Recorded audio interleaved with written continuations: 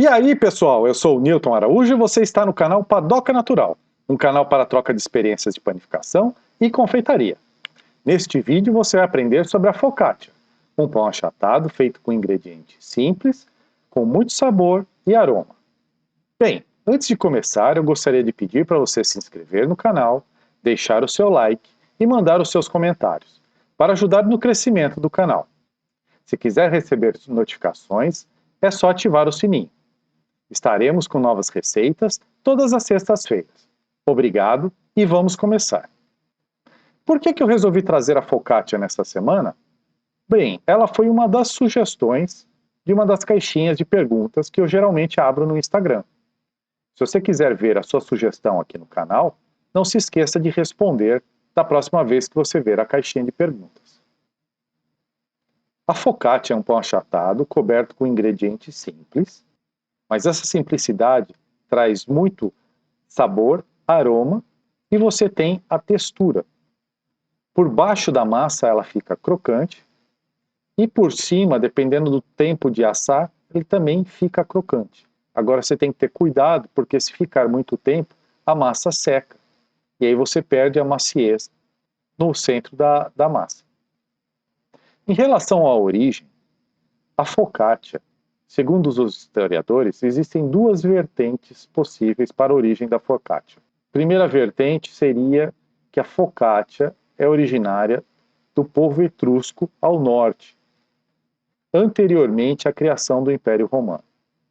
E a segunda vertente, que a focaccia seria de origem da Grécia Antiga.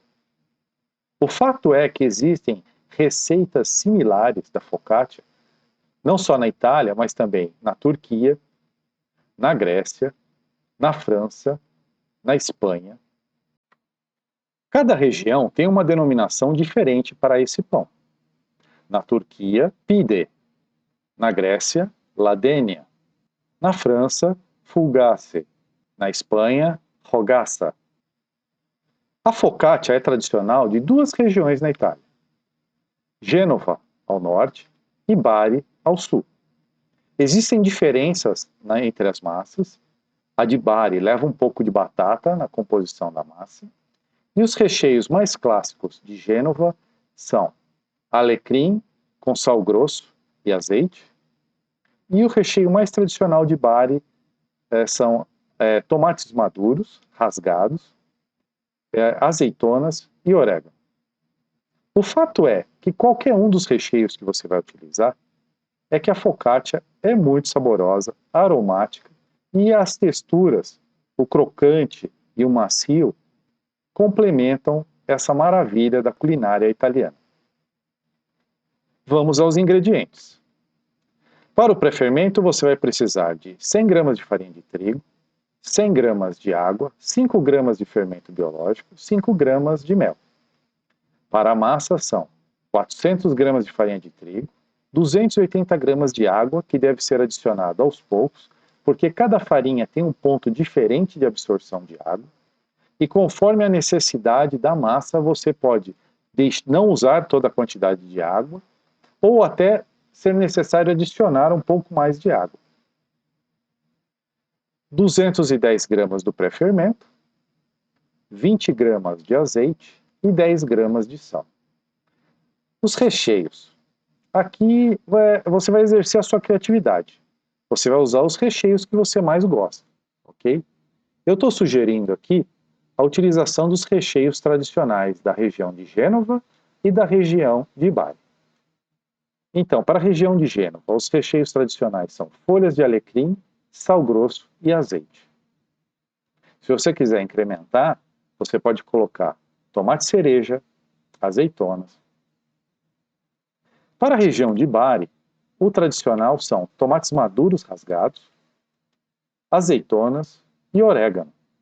E não podemos esquecer de regar com azeite. Tenho certeza que sua família vai adorar se você fizer essa receita em casa. Vamos então ao método de preparo. Como eu sempre digo, a gente vai iniciar com a mise en place, que é a separação dos ingredientes. Aqui no caso a gente está separando os ingredientes do pré-fermento, ok? Então você vai pegar o mel, e vai colocar na água. A gente vai dissolver esse mel na água para ficar mais fácil de incorporar depois na farinha. Ok? Eu vou colocar o fermento na água junto com o mel. E agora eu vou misturar para dissolver um pouco esse fermento. Ok? E agora você faz um buraquinho na farinha e coloca essa mistura. Raspa aqui o excesso que ficou. E agora você vai misturar até obter uma massa homogênea. Obteve essa massa homogênea, agora você vai cobrir e vai aguardar dobrar de volume. Isso vai depender da temperatura da sua cozinha. Okay? No meu caso foi 30 minutos. A mise en place da massa, aí você adiciona o sal na farinha de trigo, mexe. Olha o fermento como ele cresceu. Eu vou adicionar a água no pré-fermento, uma parte da água, e vou misturar. Por que eu estou fazendo isso? Para descolar o pré-fermento da tigela de vidro, para ficar mais fácil. Simplesmente agora que eu viro, olha, o pré-fermento já foi quase que todo. Quando você não faz isso e tira o pré-fermento direto da tigela de vidro, você vai ver que você vai ter que raspar muito mais para tirar. Okay? Mistura os ingredientes e vai adicionando a água aos poucos, como eu já havia comentado. Ok? Vai misturando e você avalia se você vai precisar adicionar mais água ou não. Inicia inicialmente misturando com uma colher ou uma espátula, ok? Ou com a sua própria mão. Olha, verifica o ponto da massa, aí ela está um pouco seca. Eu tive que adicionar um pouco mais de água do que está declarado na receita. Eu adicionei mais 20 gramas. Olha, tem que estar nesse ponto. Quando ele estiver nesse ponto, aí você pode entrar com o azeite. Você vai colocar o azeite e vai misturar a massa. Tá? Você vai misturando com a sua mão, sovando, até você incorporar todo o azeite. Agora que a massa está incorporada, incorporamos o azeite, a gente vai descansar essa massa por 5 minutos. Passados 5 minutos, agora a gente vai iniciar uma série de dobras. Como essa massa ela é bastante hidratada, não dá simplesmente para você fazer uma sova tradicional, porque ela é muito mole. Então a gente está usando essa técnica de dobras, que chama stretch and fold. Stretch é esticar a massa e fold é dobrar a massa, ok? A gente vai fazer isso até você perceber um desenvolvimento na estrutura de glúten. Essa que você está vendo é a minha terceira dobra, ok? Olha como a consistência da massa, a estrutura da massa já está diferente em relação à primeira. Você estica a massa e você já percebe que a massa já começa a descolar da tigela. Tá? Já tem uma estrutura aí de glúten sendo desenvolvida. Então você estica aí as pontas da massa e, feito isso, você vai cobrir novamente e descansar mais 5 minutos. Os intervalos são 5 minutos. Agora, eu vou verificar a estrutura de glúten. Tá? Ó, você já consegue abrir uma janela de massa meio transparente que já demonstra a estrutura de glúten, também conhecido como ponto de véu. Agora a gente vai iniciar uma outra série de dobras. Essa série de dobras se chama Coil and Fold, ok? Que consiste em, eu vou esticar, eu vou descolar a massa da tigela, aí eu estou esticando a massa, estou esticando a massa e estou dobrando ela sobre ela mesma, ok? Então, ó, você estica a massa e dobra sobre ela mesma. Estica e dobra sobre ela mesma, ok? Feito isso, você, sempre com as mãos umedecidas, você coloca a ponta da massa para baixo, né, como se você estivesse boleando a massa, né? E tampa e descansa por mais 5 minutos. No meu caso, foram 3 dobras. Essa é a terceira dobra que eu estou fazendo. Ok? Quantas dobras eu vou fazer vai depender do desenvolvimento do glúten da sua massa. Se você achar que está bem desenvolvido, que está legal, Perfeito, ok? Ó, estica e dobra a massa sobre ela mesma, né? Dobra ela para baixo ali, ó. Ok? E terminado, você procura fazer uma bola da massa. Agora que eu concluí as dobras, vou descansar até dobrar de volume. No meu caso, foi algo em torno aí de uns 45 minutos. Agora você vai transferir isso para uma assadeira, ok? Deixa eu parar o filme que eu tenho uma observação para fazer. Se você observar a minha assadeira, eu estou utilizando papel antiaderente. É um papel especial que a massa não vai grudar. Se você não tiver papel antiaderente, aqui você deve olear a sua assadeira com azeite, bastante azeite, e aí você vai transferir a sua massa para essa assadeira oleada. Perfeito? Então aqui a gente vai descolar a massa da tigela e vamos levantar a massa e transferir com cuidado para a assadeira.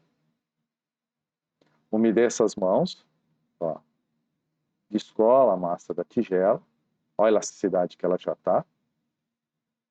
E agora você vai ajeitar ela na sua assadeira. Ok?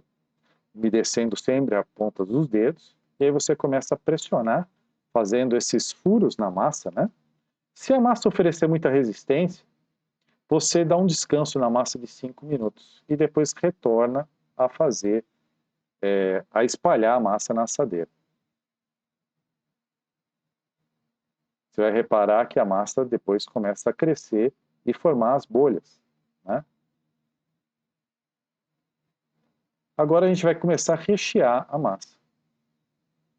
Eu estou usando os dois tipos de recheio aqui, tá? Esse primeiro, que é típico da região de Bari, onde você rasga o tomate em cima da massa. Quando você rasga, as sementes e o suco cai sobre a massa, ok?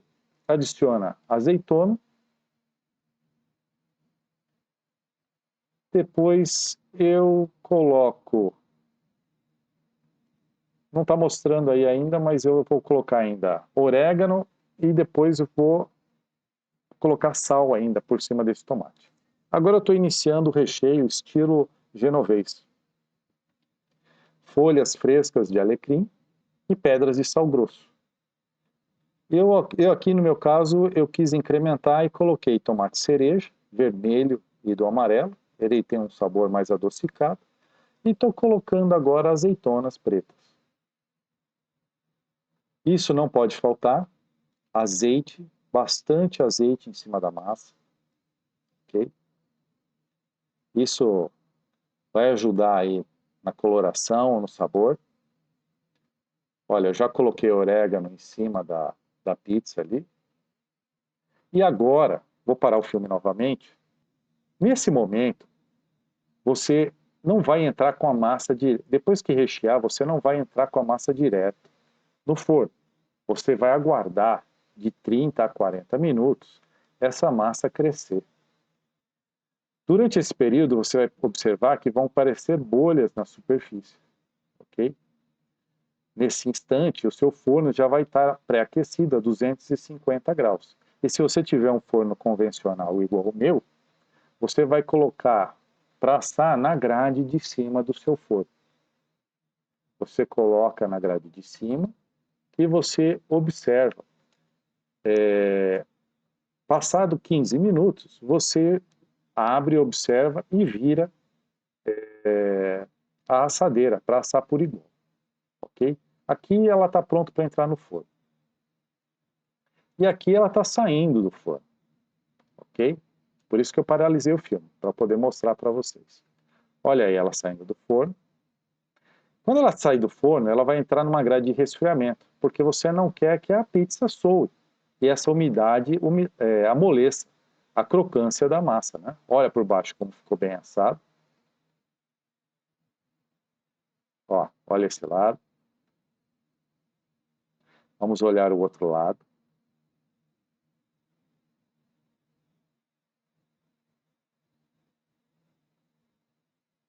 Olha, ficou crocante por baixo. Agora eu vou cortar para mostrar para vocês a estrutura da massa como ficou, tá? Você vai ver que ela fica aí com uns 2 a 3 centímetros e ela fica toda furadinha, né? Você vê os alvéolos formados na massa. Tá? Agora eu estou cortando outro, olha aí. Olha, fica de 2 a 3 centímetros de altura e toda furadinha. Olha como ela é macia.